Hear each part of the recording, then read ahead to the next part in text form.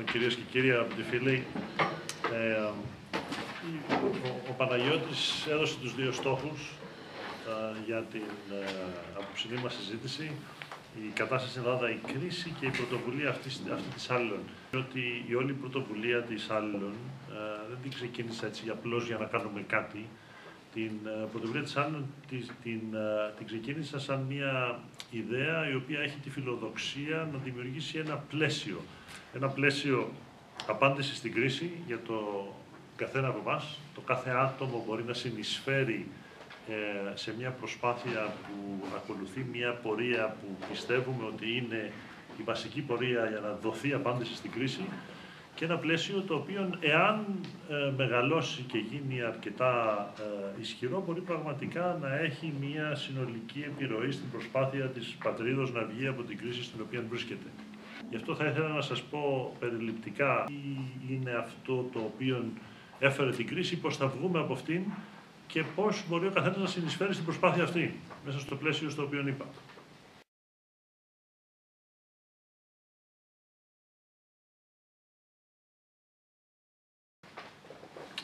Πρώτα χρειαζόμαστε μια βασικά σωστή διάγνωση της κρίσης στην οποία βρέθηκε η πατρίδα μας. Υπάρχουν πελώρια θέματα βέβαια, τα οποία μπορούν να απασχολήσουν εμάς σε πολλές τέτοιες συζητήσεις και τα οποία θα απασχολούν όλο τον ελληνισμό και ευρύτερα για πολλά χρόνια. Αλλά θα ήθελα να δούμε τα βασικά, αυτά που είναι τα βασικά στοιχεία της κατάστασης στην οποία αντιμετωπίζουμε. Έχουμε πασιφανώς ένα πρόβλημα χρέους. Έτσι. Νομίζω ότι όλοι συμφωνούμε, είναι εμφανές σε όλους. Η Ελλάδα έχει συσσωρεύσει ένα απίθανο δημόσιο χρέος. Το πρόβλημα βέβαια είναι πολύ ευρύτερο από μόνο τη συσσόρευση χρέους. Δεν είναι μόνο η συσσόρευση χρέους. Η συσσόρευση χρέους σε μεγάλο βαθμό είναι ένα αποτέλεσμα. Σκεφτείτε το αλλιώς. Όταν άρχισε η κρίση χρέους, εάν ως διαμαγείας το χρέος εξαφανιζόταν, δεν μπορεί να γίνει έτσι.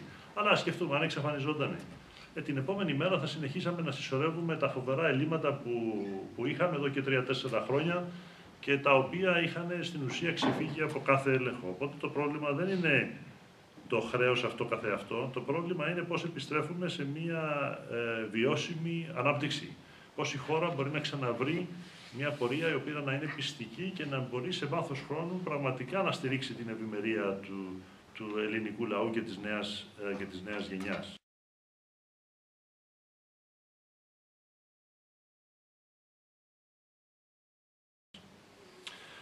Καταλάβαμε κάπου μέσα από την κρίση, νομίζω σαν κοινωνία, ότι δεν είναι δυνατόν να καταναλώνουμε συνεχώς περισσότερα από όσα παράγουμε. Νομίζω ότι η κοινωνία μας έχει απορροφήσει την ανάγκη αύξησης της παραγωγής. Η Ελλάδα έζησε για πολλά χρόνια σε μια φούσκα χρηματοπιστωτική, όπου χρηματοδοτούσε με αύξηση του χρέους ένα επίπεδο ζωής το οποίο δεν μπορούσε πραγματικά να στηριχθεί στην παραγωγική της βάση. Έτσι.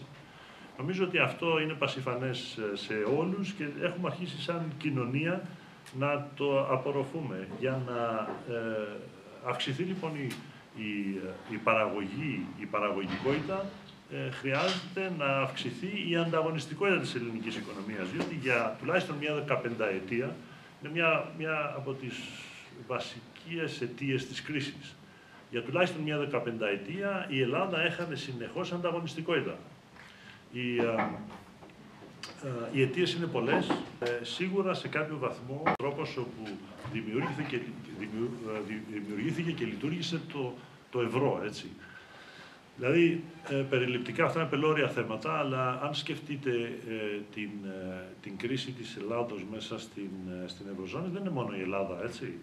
Είναι η Ιταλία, είναι η Ισπανία, είναι η Πορτογαλία, είναι η Ιρλανδία, είναι ακόμη και η Γαλλία έχει χάσει σε μεγάλο βαθμό ανταγωνιστικότητα σχέση με το σκληρό πυρήνα ανταγωνιστικότητας της Ευρωζώνης, που είναι η Γερμανία, Φιλανδία, Ολλανδία. Δηλαδή, και αυτό φαίνεται πασιφανώς από την εξέλιξη του διεθνούς εμπορίου. Δεν θα σας κουράσω με πολλές στατιστικές, αλλά αν δείτε, ας πούμε, το πώς εξελίχθηκε η θέση της Ευρωζώνης και της Ευρωπαϊκής Ένωσης στο διεθνές εμπόριο την τελευταία 20ετία, θα δείτε ότι παρά την εντύπωση που έχουν πολλοί, στην ουσία η Ευρωζώνη διατήρησε την αγορά της, το μερίδιο αγορά της, δηλαδή το μερίδιό της στο παγκόσμιο εμπόριο, παρά την άνοδο των ανερχομένων οικονομιών, διατήρησε η Ευρώπη το μερίδιό της πολύ καλύτερα από ότι η Αμερική ή η Ιαπωνία. Πράγμα το οποίο σημαίνει ότι συνολικά η Ευρωζώνη και η Ευρώπη δεν υπέφερε από έλλειμμα ή μείωση της ανταγωνιστικότητάς της. Τουλάχιστον όχι εν σχέση με τους μεγάλους της ανταγωνιστές. Όμως αν κοιτάξετε τα ελλείμματα που συσσόρευσε η οικονομική περιφέρεια της Ευρώπης, δηλαδή οι χώρες τις οποίες ανέφερα και οι οποίες βρίσκονται σε κρίση και η Ελλάδα μαζί, θα δείτε ότι τα πελώρια ελλείμματα τα οποία συσσόρευσαν στην ουσία πάνω από 70% όλες μαζί, οι χώρες αυτές, μέσα στην Ευρωζώνη. Έτσι.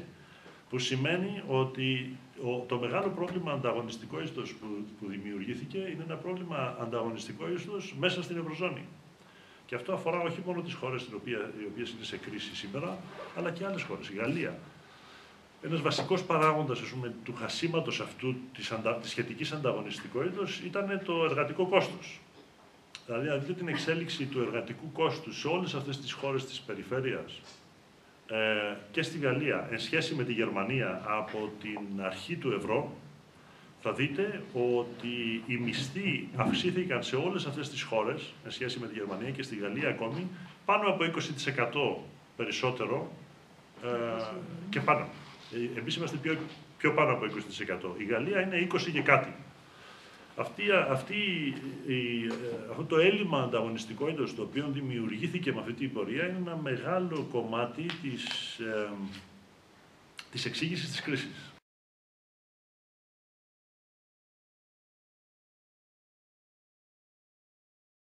Και το σύστημα του ιδίου του ευρώ, διότι όπως είδατε όλοι στην διαδικασία αυτή της κρίσης, και η Ευρώπη οργανώνεται για να μπορεί να ανταποκριθεί στην κρίση. Έτσι. Δεν υπήρχαν αυτοί οι μηχανισμοί, φτιάχνονται μηχανισμοί και όπως φτιάχνονται αυτοί οι μηχανισμοί, φτιάχνονται βέβαια προς όφελος του πρώτου ο οποίος έφτασε στην κρίση, άρα η Ελλάδα, και από τη μία μεριά βέβαια είναι προς όφελος της Ελλάδος, από την άλλη μεριά οι μηχανισμοί αυτοί όπως πρέπει να φτιαχτούν καθοδόν, η αντίδραση είναι πιο αργή, μαθαίνει το σύστημα πώς θα διαχειριστεί την κρίση με έναν τρόπο ο οποίος δημιουργεί φοβερή πίεση στον ελληνικό λαό και στην ελληνική οικονομία.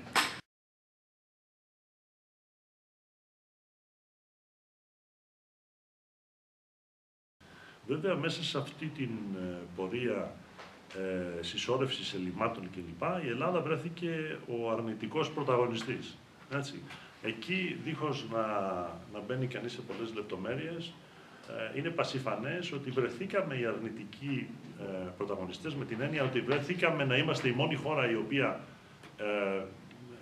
η πρώτη χώρα η οποία έφτασε στο χείλος του γκρεμού, δηλαδή στη πτώχευση, που δεν μπορούσε να ανταποκριθεί στις υποχρεώσεις της στην ουσία, για όλα αυτά τα οποία ας τα ονομάσουμε απόψε με μία λέξη παθογένεια της ελληνικής οικονομίας, την οποία παθογένεια, σαν Έλληνες όλοι, γνωρίζετε πολύ καλά όλα αυτά τα οποία ακούμε να κατηγορούν τους Έλληνες και την Ελλάδα κατά κόρον, και τα οποία βέβαια βασίζονται σε μια ισχυρή πραγματικότητα. Δηλαδή, είμαστε μια χώρα η οποία έχει μεγάλα προβλήματα φοροδιαφυγής, έχει μεγάλα προβλήματα λειτουργίας του κράτους, έχει μεγάλα προβλήματα του πολιτικού της συστήματος, έχει μεγάλα προβλήματα μιας ολιγαρχίας η οποία υποφελείται από το σύστημα και ξεφεύγει κάθε έλεγχο, φοροδιαφυγής κλπ.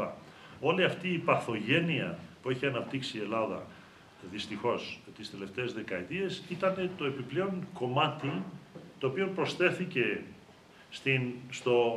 στο έλλειμμα αυτό ανταγωνιστικότητας και μας οδήγησε πρώτους στο χείλος του γκρεμού, όπου βέβαια, στο χείλος της πτώχευσης, αυτό εννοώ του γκρεμού, όπου βέβαια η Ελλάδα υπέφερε δυσανάλογα και ο λαός της υποφέρει όλα τα δεινά και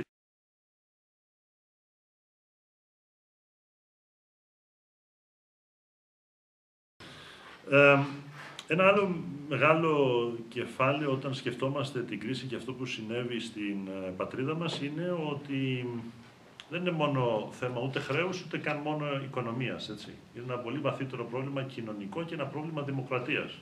Δεν θα επεκταθώ στο θέμα δημοκρατίας, αλλά σκεφτείτε μόνο ο καλύτερος ορισμός που έχει δοθεί περί δημοκρατίας είναι αυτός που έδωσε ο Θουκυδίδης στον επιτάφιο του Περικλέους. Έτσι.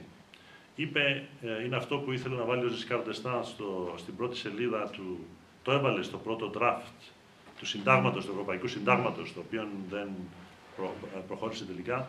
Είπε ότι λέμε δημοκρατία επειδή είναι ένα σύστημα το οποίο κυβερνά προς όφελος του λαού, προς όφελος των πολλών. Η Ελλάδα κυβερνήθηκε προς όφελος του μεγάλου κομματιού του λαού της, τις τελευταίες 2 δεκαετίες, ας πούμε. Επίσης, λέει στην ίδια παράγραφο ότι είναι δημοκρατία διότι είναι ένα σύστημα στο οποίο ο καθένας βρίσκει τη θέση ανάλογα με την αξία του. Δηλαδή, θα έπρεπε να μας κυβερνάνε οι καλύτεροι. Βρίσκεται ότι κυβερνάνε την Ελλάδα οι καλύτεροι. Ένας βασικός στοιχείος επίσης της κλασικής δημοκρατίας είναι ότι για να είσαι πραγματικά σε δημοκρατία, η δημοκρατία εξυπηρετεί την ελευθερία. Για να είσαι πραγματικά ελεύθερος σε μια δημοκρατία, πρέπει να έχεις τις ίδιες πιθανότητες να διοικηθείς και να διοικήσεις. Βρίσκεται ότι πραγματικά ο μέσος Έλληνας ή οι καλύτεροι των Ελλήνων έχουν πρόσβαση να διοικήσουν μέσα από το πολιτικό σύστημα το οποίο μας κυβέρνησε. Δεν θα επεκταθώ σε αυτά, γιατί είναι μεγάλα θέματα, αλλά δίνει ένα βασικό μήνυμα και ένα βασικό σημείο εκκίνησης ότι το πρόβλημα που αντιμετωπίζει η χώρα δεν είναι απλώς μια κρίση χρέους. Η κρίση χρέους είναι ένα βασικό στοιχείο, είναι μια διάσταση σε μεγάλο βαθμό, ένα αποτέλεσμα και τα πράγματα τα οποία στην ουσία πρέπει να εξελιχθούν και να αλλάξουν είναι βαθύτατα.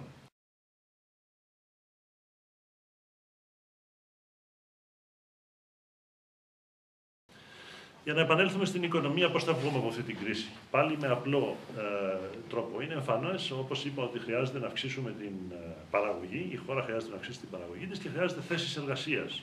Από πού θα έρθουν οι θέσεις εργασίας? Μιλάμε για 1 και εκατομμύριο άνεργους. Θα τα φτιάξει το κράτος? Το κράτος τελείωσε. Τουλάχιστον τελείωσε όσον αφορά τη δημιουργία νέων θέσεων εργασίας. Ξέρουμε ότι για ένα μεγάλο χρονικό διάστημα μπροστά μας, το κράτος στην ουσία θα μειώνει τις θέσεις εργασίας τις οποίες δίνει. Θα προσλαμβάνει λίγο έναν κάθε 10 ή 5 ή 3 ή 2, ανάλογα με το πώς εξελίσσεται το όλο του σύστημα διαχείρισης του χρέους, αλλά το κράτος δεν θα μπορέσει να δώσει ούτε να συνεισφέρει άμεσα στη δημιουργία νέων θέσεων εργασίας. Θα έρθουν μεγάλες επενδύσεις οι οποίες θα δημιουργήσουν 1 εκατομμύριο θέσεις εργασίας στο ορατό μέλλον. Ποια είναι η ελπίδα και η πορεία την οποία πρέπει να ακολουθήσουμε? Η μόνη ελπίδα που υπάρχει για το μέλλον είναι μια καινούρια επιχειρηματικότητα. Δεν θέλουμε 1 εκατομμύριο νέες επιχειρήσεις ίσως, αλλά θέλουμε 200.000, 300.000, 400.000 νέους, οι οποίοι θα σκέφτονται με τη λογική της νέας επιχειρηματικότητας. Να φτιάξουν μια Ελλάδα η οποία θα πρέπει να μπορεί να δημιουργήσει τις συνθήκες για τη νέα επιχειρηματικότητα. Πώς θα φτιαχτούν αυτές οι συνθήκες? Δηλαδή, ποιο είναι το όραμα της Ελλάδος όπου πρέπει να έχουμε μπροστά μας? Τι θέλουμε να δούμε?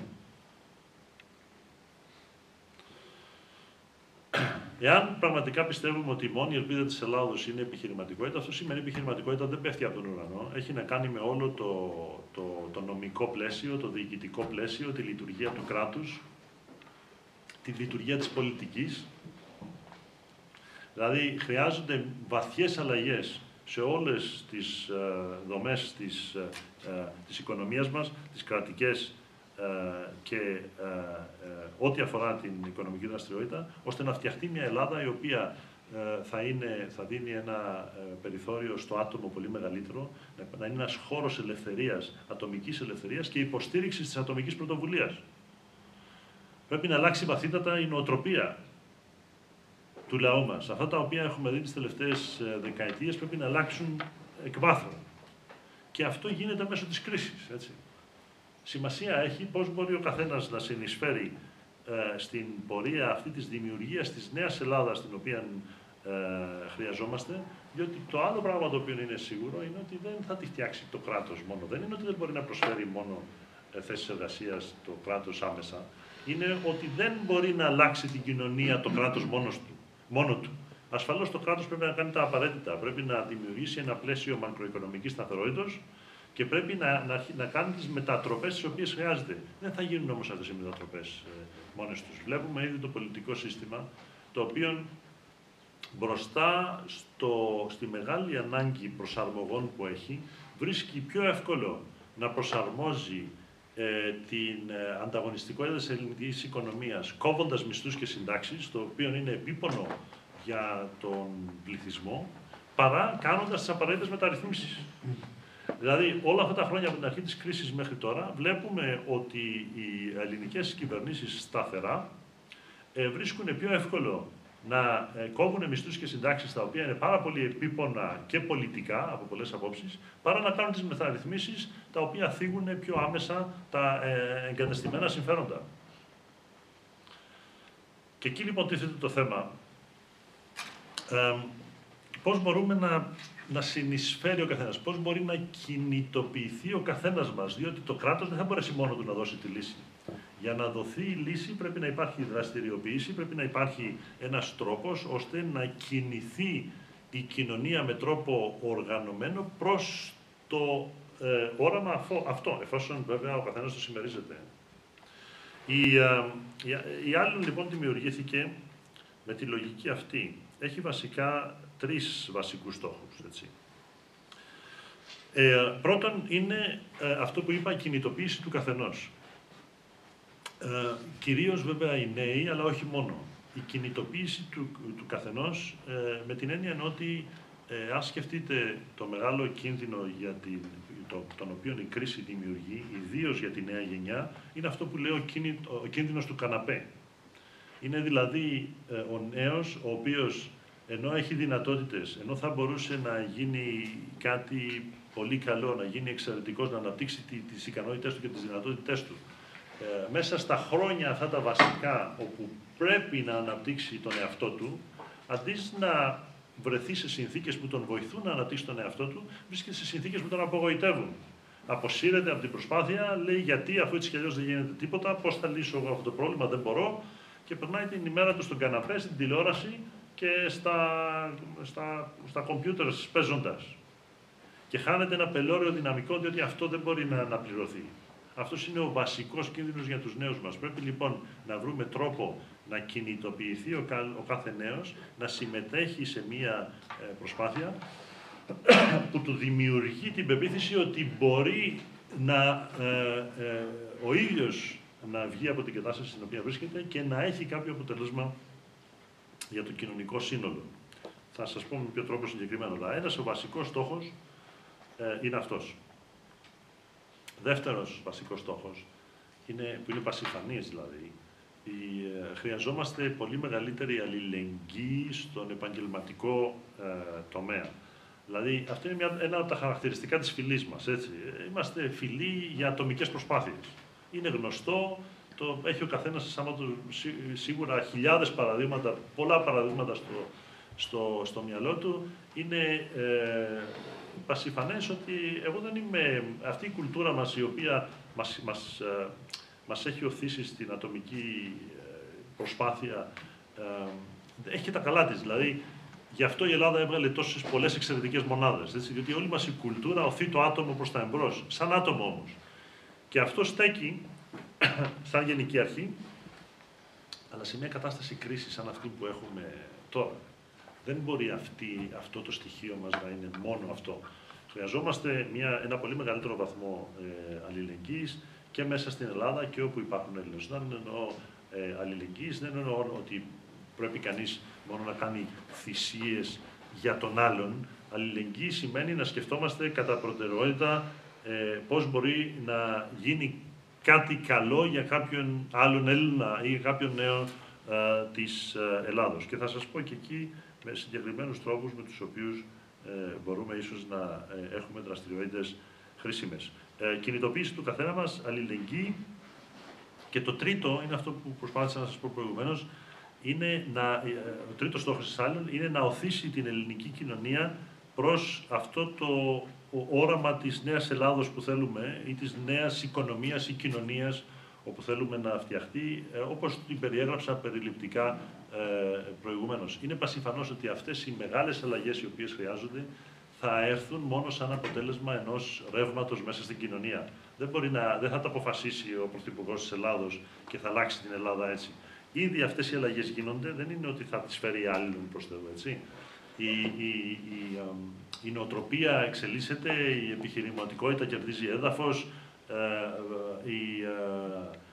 η όλη νοοτροπία προσαρμόζεται στις καινούριες συνθήκες. Βλέπουμε αυτό το πράγμα, βλέπουμε την κοινωνία να ψάχνεται. Αλλά χρειάζεται μια συνειδητή προσπάθεια του καθενός και ένας από τους βασικούς στόχους της άλλης είναι να δημιουργήσει ένα ρεύμα μέσα στην κοινωνία, όπου άνθρωποι όπως εμείς απόψε προβληματίζονται προς τα ποια πορεία πρέπει να ακολουθήσουμε και όσο το δυνατόν σε ευρύτερη κλίμακα, διότι για να έρθουν οι αλλαγές τις οποίες χρειάζεται η ελληνική κοινωνία, χρειάζεται να συνειδητοποιήσουμε όλοι καλύτερα το τι πρέπει να κάνουμε και να δραστηριοποιηθούμε προς αυτή την κατεύθυνση της δημιουργίας της κοινωνίας, την οποία πιστεύουμε, για όσους πιστεύουν, ότι πρέπει να δημιουργηθεί σαν αποτέλεσμα της κρίσης.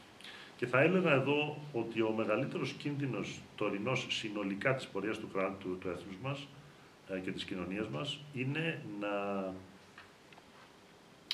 μην έχουμε τη φιλοδοξία που πρέπει στη στιγμή της κρίσης. Η κρίση αυτή, παρόλο ότι φαίνεται μαύρη, σκοτεινή και απογοητευτική, είναι και μια ευκαιρία. Οι αλλαγές τις οποίες χρειαζόταν από δεκαετίες τώρα η χώρα μας δεν μπορούσαν να γίνουν σιγά-σιγά, μαλακά και βήμα-βήμα. Μπορούν να γίνουν υπό την πίεση της κρίσης. Η κρίση αυτή, εάν οθήσει τους Έλληνες σε ένα υψηλότερο βαθμό συνειδητοποίησης του τι πρέπει να γίνει και αν τους οθήσει σαν κοινωνία και σαν οργανωμένο έθνος να κάνουν τις αλλαγές τις οποίες χρειάζεται, μπορεί να εκτινάξει την Ελλάδα στον 21ο αιώνα. Και αυτή πρέπει να είναι η φιλοδοξία μας. Το χειρότερο σενάριο θα είναι ένα μικρό μπάλωμα όπου μειώνει τα αρνητικά αποτελέσματα, κρατάει το ίδιο καταστημένο, κρατάει τις ίδιες παθογένειες και απλώς επιβιώνει η κοινωνία μας και η οικονομία μας αναπνέοντας λίγο πάνω από την επιφάνεια του νερού και πνιγόμενοι και βγαίνοντας λίγο και κάθε τόσο από την επιφάνεια του νερού να αναπνεύσει. Χρειάζονται σημαντικές αλλαγές και πρέπει σαν άτομα και σαν κοινωνία να έχουμε αυτή τη φιλοδοξία. Δεν είναι φιλοδοξία τρελή και μεγαλομανής, είναι η φιλοδοξία προς τους εαυτούς μας, αυτά που πρέπει να έχει ο κάθε άνθρωπος πολλές φορές στη ζωή του, τη φιλοδοξία να κάνει την προσπάθεια που πρέπει, ώστε να έχει το αποτέλεσμα που θέλει. Και νομίζω ότι αυτός είναι ίσως ο μεγαλύτερος κίνδυνος στην τωρινή κατάσταση, διότι πιστεύω ότι εκτός ατυχήματος η Ελλάδα θα σταθεροποιηθεί μέσα στο πλαίσιο υποστήριξης που έχει από την Ευρωζώνη και θα μπορέσει να αρχίσει να βελτιώνει σιγά σιγά τις συνθήκες και το επίπεδο διαβίωσης. Σημασία έχει να μην προχωρήσει βελτιώνοντας σιγά σιγά, αλλά να κάνει το βήμα, το άλμα το οποίο χρειάζεται.